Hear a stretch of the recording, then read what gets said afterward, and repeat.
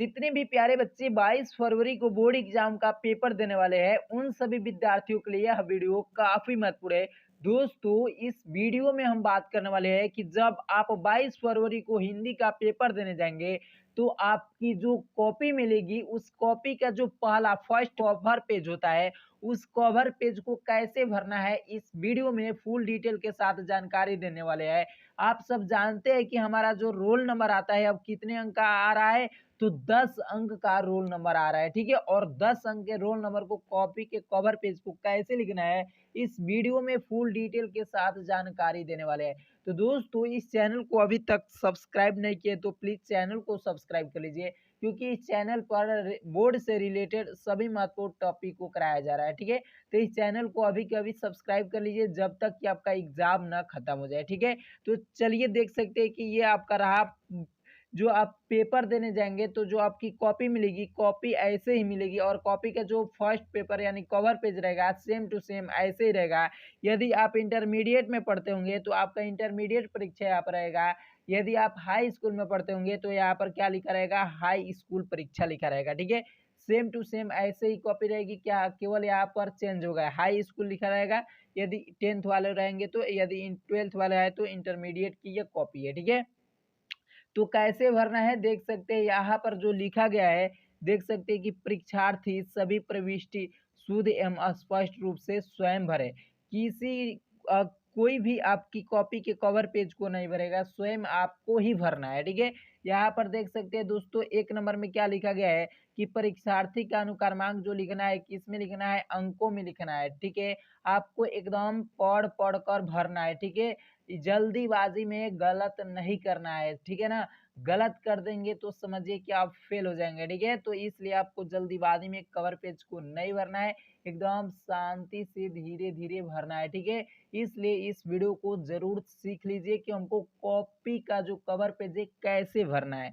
तो देख सकते हैं कि रोल नंबर का आ रहा है किसमें? तो अंकों में का आ रहा है, तो सबसे पहले आपको अंकों में भरना है। जो आपका एडमिट कार्ड मिलेगा, एडमिट कार्ड पर लिखा रहेगा कि रोल नंबर आपका क्या है, ठीक है ना? उसी रोल नंबर को आपको क्या करना है, इसमें भरना है, अंकों में भर देना है, ठीक है? आप सब जानते हैं कि 10 अंक का अब रोल नंबर आ रहा है। हम एग्ज़ाम्पल के थ्रू यहाँ पर लिख दिया हूँ कि 2, 3, 5, 2, 4, 5, 7, 8, 1, 1, ठीक है ना? हम एग्ज़ाम्पल के थ्रू लिख दिया हूँ, लेकिन आपको अपना रोल नंबर एडमिट कार्ड के थ्रू भरना है, ठीक है ना? अब यहाँ पर देख सकते हैं कि 2 नंबर में क्या लिखा गया है कि परीक्षार्थी का अनुक्रमांक शब्दों में भरिए, ठीक है ना? दोस्तों, आपको अब शब्दों में भरना है रोल नंबर को। सबसे पहले ऊपर में रोल नंबर को अंकों में भरना था, लेकिन अब नीचे कह रहा है कि शब्दों में भरिए, उसी रोल नंबर को क्या लिखना है, शब्दों में लिखना है। तो देख सकते हैं कि 10 अंक का रोल नंबर है, अगर यदि आप दहला कर लिखते हैं तो काफ़ी प्लेस की आवश्यकता है, ठीक है ना?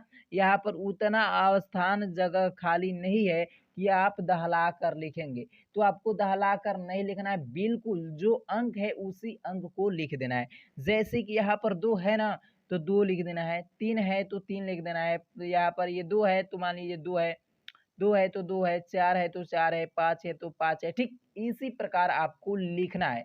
दहलाकर आपको नहीं लिखना है। दहलाकर लिखने के लिए काफ़ी स्थान की आवश्यकता है, यहाँ पर उतना जगह नहीं है कि आप लिखेंगे, ठीक है ना?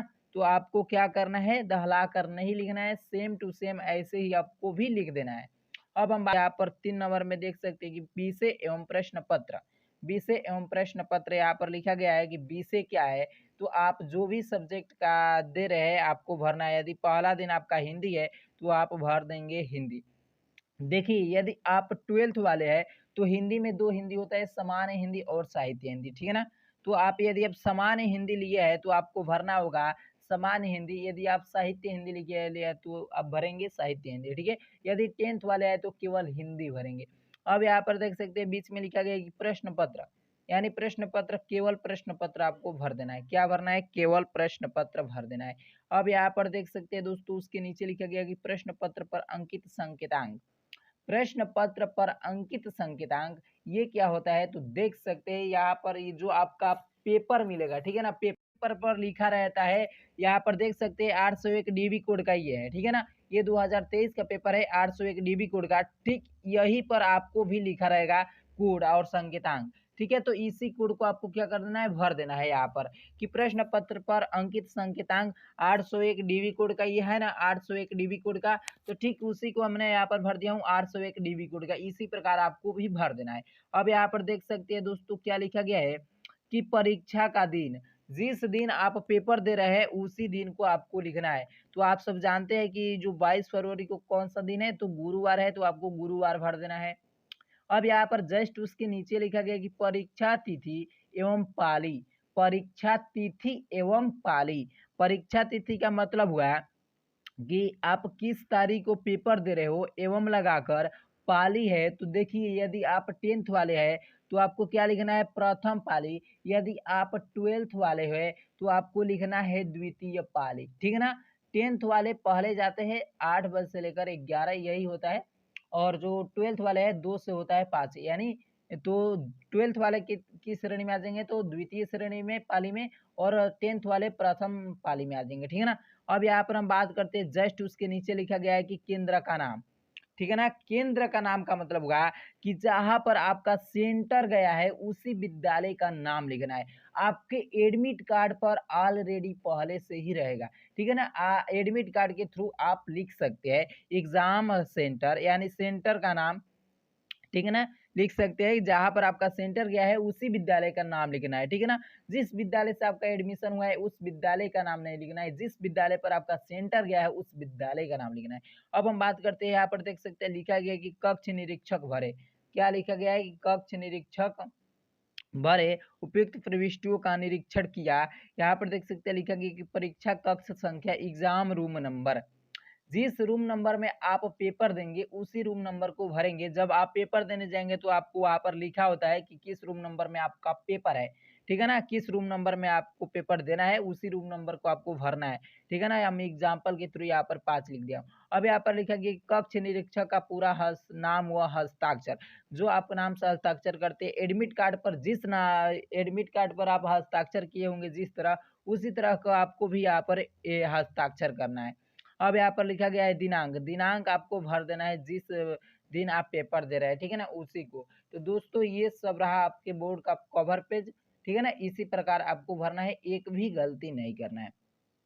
एक भी गलती कर देंगे तो आप समझिए कि आपका रिजल्ट किस पर चढ़ेगा, इसलिए आपको गलती नहीं करना है, ठीक है ना।